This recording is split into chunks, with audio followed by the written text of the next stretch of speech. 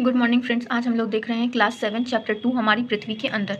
तो इसमें जो हमारी पृथ्वी की बनावट है उनके बारे में और उनके ऊपर उपस्थित जो भी शैल या जो भी रॉक्स हैं उन सबको हम लोग देखते हैं। तो पहले हम शब्दों को देख लेते हैं। पहला शब्द है शैल, जिसे रॉक भी कहते हैं। ये पृथ्वी की परपटी बनाने वाले खनिज पदार्थ के किसी भी प्राकृतिक पिंड को शैल कहा जाता है। अगला शब्द है हमारा परपटी। ये पृथ्वी की सबसे ऊपरी परत होती है। इग्नियस, ये शब्द जो है लैटिन भाषा के शब्द इग्निस से लिया गया है, जिसका अर्थ अग्नि है। सेडिमेंट्री, ये लैटिन शब्द सेडिमेंटम से लिया गया है, जिसका अर्थ स्थिर है। अगला शब्द है हमारा मेटामॉर्फिक। ये ग्रीक शब्द मेटामॉर्फस, जिसका अर्थ रूप परिवर्तन है, उससे लिया गया है। जीवाश्म, जिसे हम लोग फॉसिल्स भी कहते हैं, ये शैलों के परतों में दबे मृत जंतुओं और पौधों की अवशेष को जीवाश्म या फॉसिल्स कहते हैं। बहिर्भेदी आग्नेय शैल, ये इसे हम लोग एक्सट्रूसिव इग्नियस रॉक्स भी कहते हैं। जब द्रवित लावा जो पृथ्वी की सतह पर आकर तेजी से ठंडा होकर ठोस पदार्थ बनता है तो उस प्रकार के जो भी संरचना होते हैं उसे बहिर्भेदी आग्नेय शैल कहते हैं। इसका अच्छा उदाहरण बेसाल्ट माना जाता है। अगला है हमारा अंतर्भेदी आग्नेय शैल। इसे हम लोग इंट्रूसिव इग्नियस रॉक्स भी बोलते हैं, जिसे द्रवित मैग्मा कभी कभी भूपर्पटी के अंदर गहराई में ही ठंडा हो जाता है, जब क्रस्ट के नीचे ही जमा हो जाता है, तो इसे हम लोग इंट्रोंसिव भी बोलते हैं। ठीक है। अगला है हमारा अवसाद, जिसे सेडिमेंट्स बोलते हैं। सेल जब लुढ़क कर, चटक कर या एक दूसरे से टकराकर छोटे छोटे टुकड़ों में टूट जाती है तो उन छोटे छोटे कणों को हम लोग अवसाद कहते हैं। अगला शब्द है हमारा शैल चक्र, जिसे हम लोग रॉक साइकिल भी बोलते हैं।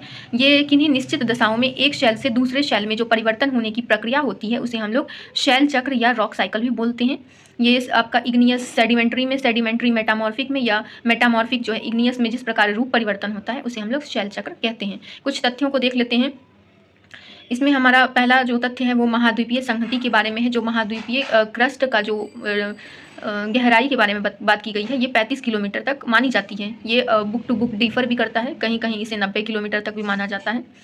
तो अगला है हमारा इसमें समुद्री सतह, ये 5 किलोमीटर तक की मानी जाती है परत। और पृथ्वी जो है 3 परत से बनी है, जिसमें कि सियाल, सीमा, नीफे नाम दिया गया है। सियाल SI से सिलिकन, और AL से एल्यूमिनियम, SI से आपका सिलिकन और MA से मैग्नीशियम, नीफे ये निकेल और आयरन के मतलब उससे बना हुआ है। इसी में अगर हम लोग पृथ्वी की जो भी जो स्थिति है, जो भी आकार है और आंतरिक भागों के क्रम में अगर हम देखें तो जो सबसे ऊपरी भाग होता है उसे हम लोग क्रस्ट कहते हैं। जो मध्यवर्ती भाग होता है उसे हम लोग मेंटल बोलते हैं, और ये लगभग 2900 किलोमीटर तक फैला है। और अगर कोण की बात करें तो ये कहीं कहीं ये 63, 71 या कहीं कहीं 63, 70 किलोमीटर भी इसे माना जाता है, क्योंकि पृथ्वी के अंदर अभी तक कोई भी उतनी गहराई तक पहुँच नहीं पाया है। तो इसके बारे में ठीक जानकारी मिलना बहुत दुर्लभ बात है। और अभी तक अगर हम बात करें कि पृथ्वी की सबसे गहरी खान कहाँ है, तो ये दक्षिण अफ्रीका में है और लगभग 4 किलोमीटर की खोदी गई है। वहीं अगर तेल की खोज में अगर देखें तो अभी तक मात्र 6 किलोमीटर ही खुदाई हो चुकी है। तो अभी इतने के बारे में हमें तथ्यात्मक रूप से तो कोई जानकारी नहीं है। अगला है हमारा पृथ्वी के आयतन का केवल 0.5% ही भूपर्पटी के रूप में है, और 16% जो है मेंटल के रूप में है, और 83% जो है कोर के रूप में अंदर में है, नीफे जिसे हम लोग कहते हैं। पृथ्वी की त्रिज्या की बात करें तो 6371 किलोमीटर है। और खनिज किसे बोल सकते हैं हम लोग, तो जो भी प्रकृति में पाए जाने वाले पदार्थ होते हैं तो उनका अगर निश्चित भौतिक गुणधर्म और उनकी निश्चित रासायनिक मिश्रण होते हैं तो उन्हें हम लोग खनिज के अंतर्गत रखते हैं। इसमें कोयला, पेट्रोलियम आदि आते हैं। कुछ हम लोग अब इसमें पिक वगैरह को देख लेते हैं। ये जो है पृथ्वी के आंतरिक भाग को यहाँ पर दर्शाया गया है।